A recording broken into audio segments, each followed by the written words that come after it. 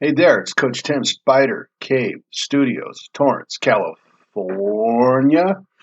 And I want to ask you something. Are you an essential worker? Do you run an essential business? So these are the kind of things I wonder as I was going to Lowe's the other day. And I was going to Lowe's to buy an essential weed whacker wire. You know what I'm talking about? I took a shortcut through the also essential nursery area where many home gardeners were purchasing their essential gardening supplies. Everyone was dutifully wearing their masks of various styles and sophistication. I told the masked cash register lady as I was exiting, if you had told me when I was 5, which was probably the last time I wore a mask, that in my mid 50s the whole world will dress up as cowboys and bank robbers, I would not have believed you. So I ask you, why does why does Lowe's or Home Depot get to be open? Why are they essential?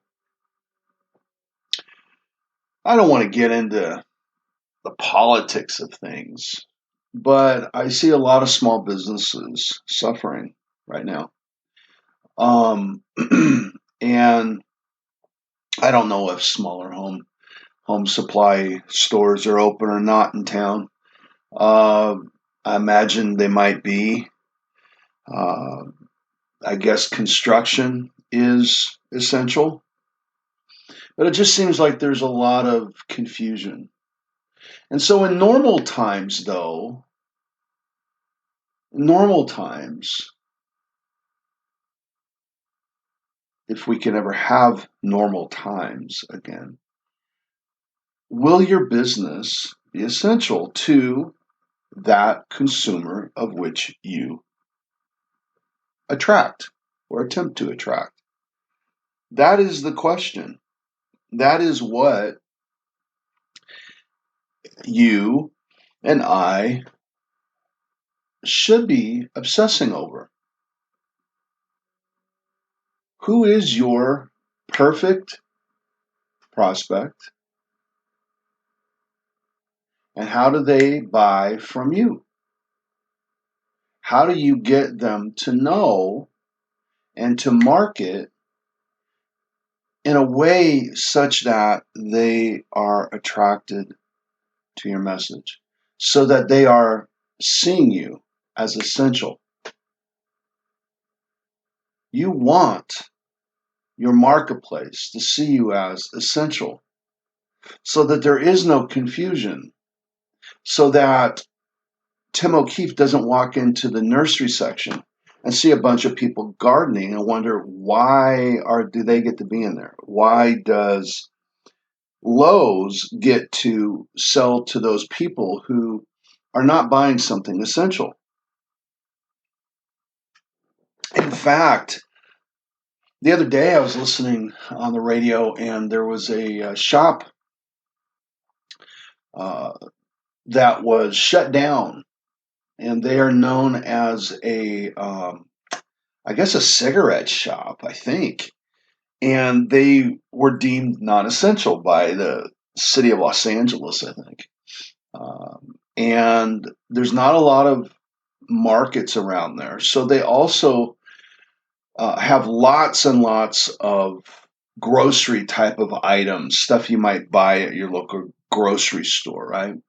And so the city shut them down, but because of the cigarettes, but the groceries are certainly essential, right?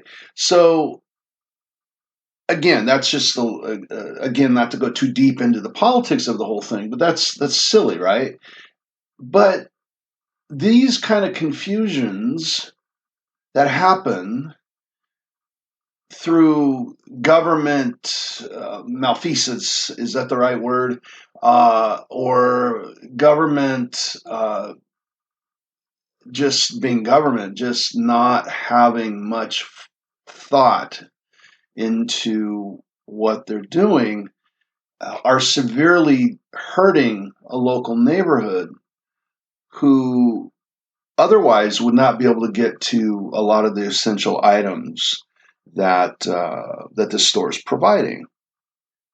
But here's the dirty little secret. Our marketplace acts and behaves with the rationality of those same government agencies that are picking and choosing who shuts down and who doesn't. It's the same irrationality in choosing you or your competitor.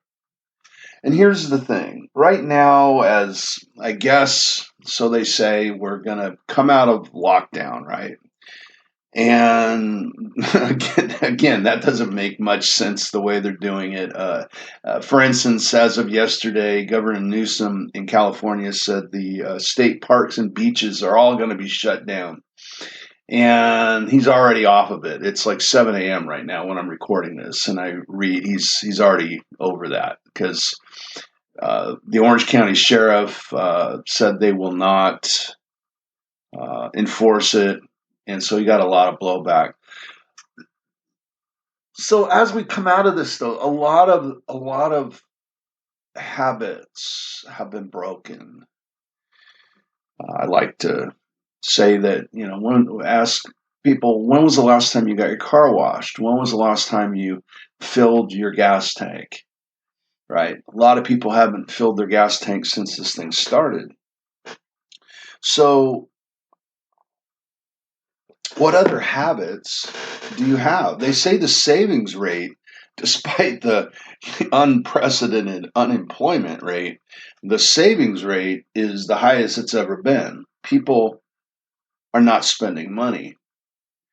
But once there is some sort of indication that we're going back to normal, the flood banks, uh, the bottle neck will burst, and you will see people looking for ways to spend their discretionary income.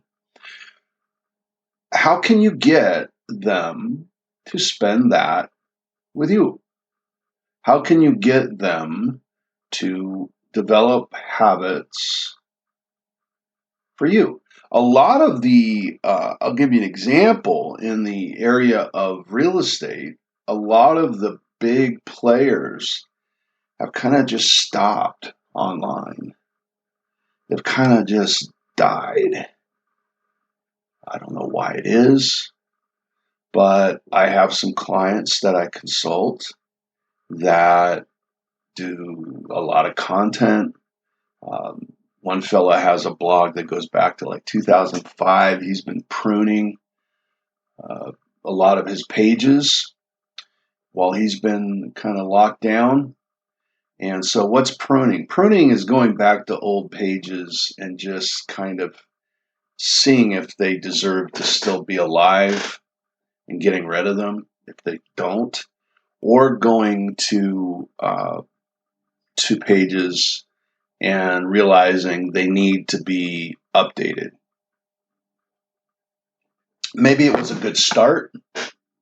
Maybe it was a good start, but for 2006, 2005, but 2020, maybe to make that thing a little bit more evergreen, you might want to add to it. Okay, that's pruning. And Google likes fresh content.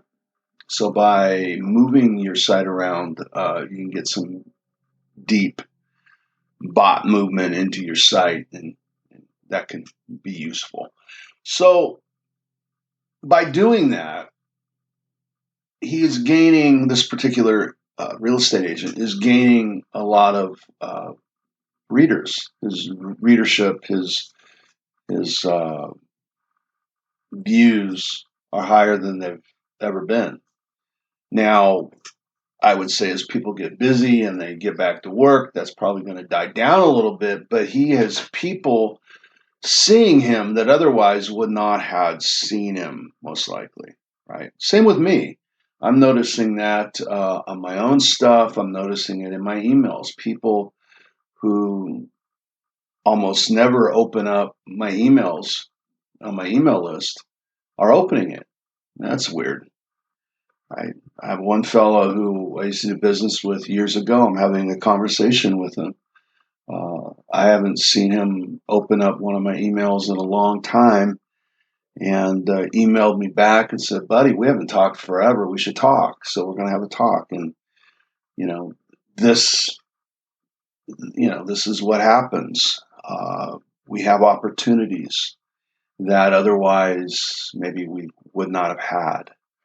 So hopefully you've built good habits during the lockdown period. Hopefully you continue the good habits. And most importantly, hopefully you have made it so that you've developed into your marketplace habits that your marketplace can have developed around you, where you've become the new habit, where you've become essential. It's Coach Tim, Spider Cave Studios. I'm out.